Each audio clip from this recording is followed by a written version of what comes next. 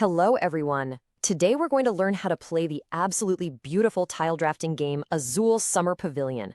It's a game for 2 to 4 players where you're all competing to create the most stunning pavilion.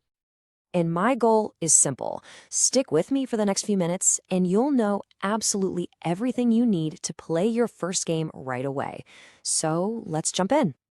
All right, first things first, what are we actually trying to do here? What's the main goal? It's really that simple. The game is played over exactly 6 rounds. At the end of that, whoever has the most points wins. So every single move you make should be aimed at getting more points. So now that we know what we're aiming for, let's get the game on the table. Here's a quick step-by-step on how to get set up. First, everyone grabs a player board. Then you're going to put the round factory displays right in the middle of the play area. Now, how many you use depends on how many people are playing. Then, just pop the main scoring board somewhere everyone can see it, and put the round counter on space number 1. Okay, next up, everybody takes their little scoring marker and puts it right on the 5 space. Yep, you start the game with 5 points. Now dump all 132 of those gorgeous tiles into the bag and give it a really good mix. You'll draw 10 to set up the supply, then draw 4 more tiles for each factory display. And for the final touch, just toss the start player token right into the middle. And just like that, we're all set up. Now we get to the really fun part, how a round actually works. Each of the 6 rounds is broken down into 3 phases. First, you acquire tiles. Second, you'll play those tiles. And third, you do a quick cleanup to prepare for the next round. Simple enough, right? But before we dig into phase 1, there's one really important concept we have to cover. And that concept is the wild color. This is a huge part of the game. Each round, one color is designated as wild, kind of like a joker in a deck of cards. You can see which color is wild for the current round by looking at the round track. So in round 1, purple is wild. This means a purple tile can stand in for any other color you might need. It's super powerful. Okay, so let's talk phase 1, acquiring tiles. On your turn, you have a choice to make. You can either take tiles from one of the factory displays, or you can take them from the center of the table. If you take from a factory, you pick one color and take all tiles of that color. If there's a wild tile on that display, you must take one of them too. Everything else left over gets pushed to the center. Taking from the center works the same way, but with a twist.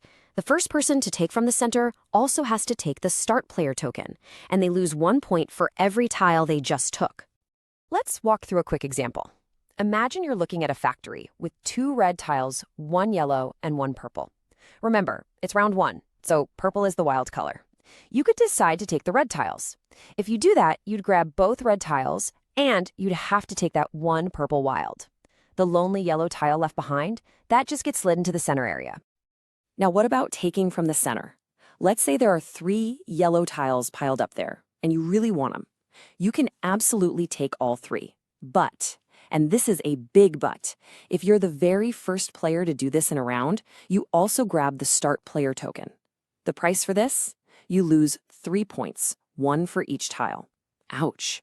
It's a tough trade-off, but sometimes getting those tiles is just worth it. Once every single tile from the factories and the center has been taken, we move into phase 2, placing tiles. This is where you actually build. So, look at your player board. See that orange space marked with a 4? To place a tile there, you'd need to have collected 4 orange tiles during phase 1. You'll place one of them on the board, and the other 3 get discarded into the tile tower. And, of course, this is where having those wild tiles is pure gold. After everyone has placed their tiles, phase 3 is just a quick reset. The person with the start player token moves the round counter forward 1 space. Then you refill all the factory displays with 4 new tiles from the bag, and the start player token gets tossed back into the middle. That's it. You're all set for the next round. So you're putting all these tiles down on your board, but how does that turn into points? Let's break down the scoring. You score points the instant you place a tile. You get 1 point just for putting it down, but the real key is you also get 1 extra point for every other tile it's already connected to in that same star. So if you place a tile that connects to 2 tiles that are already there, that's a 3-point play. Building those chains is crucial. Now this is where things can get really exciting. Check out the icons on your board, the pillars, statues, and windows. If you manage to completely surround one of those icons with tiles, you get a special bonus. You get to immediately take free tiles from the central supply. And surrounding a window gets you 3 extra tiles, which can be a total game changer for your next turn. So what happens when it's your turn to place tiles, but you can't? Or maybe you just don't want to? Well, you have to pass. You're allowed to keep up to 4 of your unplayed tiles for the next round, but any tiles you have beyond that 4-tile limit must be discarded, and you lose 1 point for every single tile you get rid of. So, planning is everything. After you've played through all 6 rounds, the main part of the game is over, but hold on, don't start counting your points just yet. There's one last big scoring phase where you can rack up a ton of bonus points. And honestly, this is where the game is often won or lost. You get huge bonuses for completing entire stars of a single color.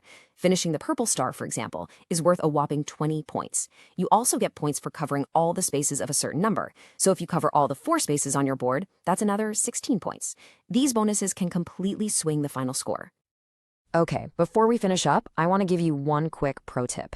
This is, without a doubt, the single biggest rule that new players get wrong, so listen close. I know we talked about it, but it's so important. A tile is only wild during the one round that matches its color. If you save a purple tile from round 1, guess what? In round 2, it's just a plain old purple tile. Its wild powers are gone. Burn this rule into your brain and you'll be playing like a pro. And that's really all there is to it. You know the objective, the setup, the 3 phases of a round, and how to score. You are now officially ready to build your summer pavilion. Good luck and have fun.